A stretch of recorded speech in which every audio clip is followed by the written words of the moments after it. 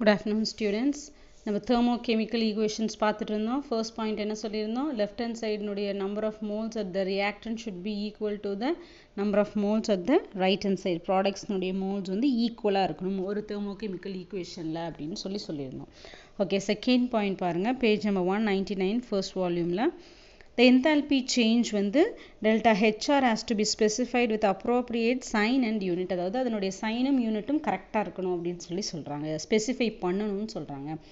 அது என்ன யூனிட்னா தெரியும், ஹீட் என்தால்பியோட யூனிட் வந்து எல்லாத்துக்குமே நம்ம யூனிட் போடுவோம், ஃபோர்ஸு ப்ரெஷர் அப்படின்ட்டு. ஓகே, அப்போ அது என்ன சைன்னா என்ன அப்படின்னா, அப்போ அந்த கெமிக்கல் ரியாக்ஷனில் ஹீட் அப்சர்வ் ஆகி இருந்தது அப்படின்னா நம்ம என்ன சொல்லுவோம்ப்பா, எண்டோதெர்மிக் ரியாக்ஷன் சொல்லுவோம். இதே ஹீட் வந்து இவால்வ் ஆயிருக்கு, வெளிவிட்டுருக்குன்னா என்ன பண்ணுவோம்ப்பா, எக்ஸோதெர்மிக் ரியாக்ஷன் சொல்லுவோம்.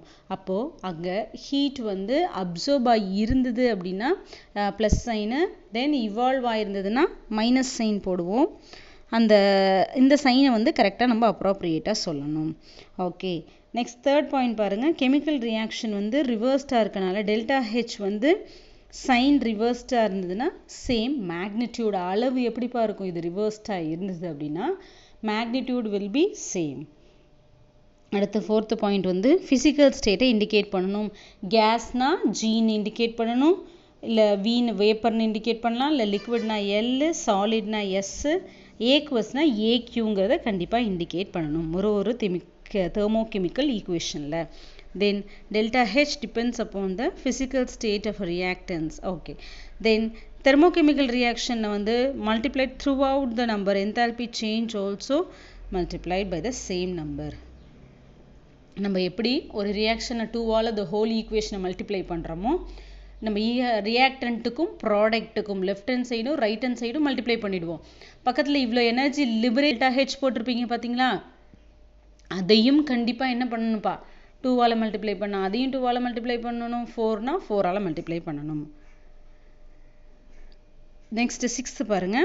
Negative sign of the delta HR indicates exothermic. Negative sign அந்த மேலே சொன்னோம்னா செகண்ட் பாயிண்டோட கண்டினியூவேஷன் தான் இந்த சிக்ஸ்த்து பாயிண்ட்டு. ஹீட் வந்து எக்ஸோன்னா லிபரேஷன், தெர்ம்னா ஹீட். அப்போது ஹீட் வந்து லிபரேட் ஆனதுன்னா நெகட்டிவ் சைன், ஹீட் வந்து வெளியே போச்சுன்னா என்னப்பா, நெகட்டிவ் சைன். இதே ஹீட் வந்து அப்சர்வ் உள் வாங்கிச்சு அப்படின்னா endothermic, that is positive sign. Example சொல்லுங்கன்னா இதே பேஜ் நம்ம 199 இருக்கு பாரு, அந்த டெல்டா ஹெச்ஆர் நாட் இருக்கு இல்லையா, ஏன் ஆர்னு போட்டிருக்காங்க, ரிவர்சிபிளுக்காக ஆர் போட்டிருக்காங்க. R naught is equal to என்ன கொடுத்துருக்காங்கப்பா, -967.4 கிலோ ஜூல். ஓகே, அப்போது இந்த -967 எதைப்பா இது இண்டிகேட் பண்ணுது, இந்த வாட்டர் ஃபார்ம் ஆகிற ஃபார்வர்ட் ரியாக்ஷனில் ஹீட் வந்து லிபரேட் ஆகிருக்கு. மைனஸ் சைன் என்ன சொல்லுதுப்பா, ஹீட் வந்து வெளியிடப்பட்டிருக்கு. நெக்ஸ்ட் அடுத்தது டெல்டா ஹெச்ஆர் நாட் வந்து +967, அப்படியே ரிவர்ஸ் ரியாக்ஷனில் சொல்லியிருக்கான் பாருப்பா. அது என்ன சொல்லுதுன்னா ப்ளஸ் அப்படின்னா எண்டோனா என்னப்பா, அப்சார்ப்ஷன், உள் வாங்கியிருக்கு. எக்ஸோனா லிபரேஷன், எண்டோனா அப்சார்ப்ஷன். ஓகே, நெக்ஸ்ட் பாருங்க. Standard heat enthalpy. ஸ்டாண்டர்ட்னாவே நமக்கு தெரியும் என்னப்பா, நாட் வந்துடும், அப்பரில் பவரில் என்ன வந்துடும், 0 வந்துச்சுன்னா தான் ஸ்டாண்டர்ட். எஸ்ஸுக்கு மேலே வந்துச்சுன்னா ஸ்டாண்டர்ட் என்ட்ரோபி, ஹெச்சுக்கு மேலே வந்துச்சுன்னா ஸ்டாண்டர்ட் என்தால்பி. அப்போ யார் யாருக்கோட பவர்ஸில் எல்லாத்துலேயும் 0 வந்துச்சுனாவே அவங்க பேர் ஸ்டாண்டர்ட். ஓகே, அப்போ ஸ்டாண்டர்ட் என்தால்பி எதில் இண்டிகேட் பண்ணுறாங்க, சிம்பிள் டெல்டா ஹெச் நாட் ஆரில் இண்டிகேட் பண்ணுறாங்க. அப்படியே அந்த ரியாக்ஷனை பாருங்கப்பா. HR naught is equal to sigma HR naught product minus sigma delta H naught or reactants. அப்போ enthalpy summation of product minus என்னப்பா, summation of reactants.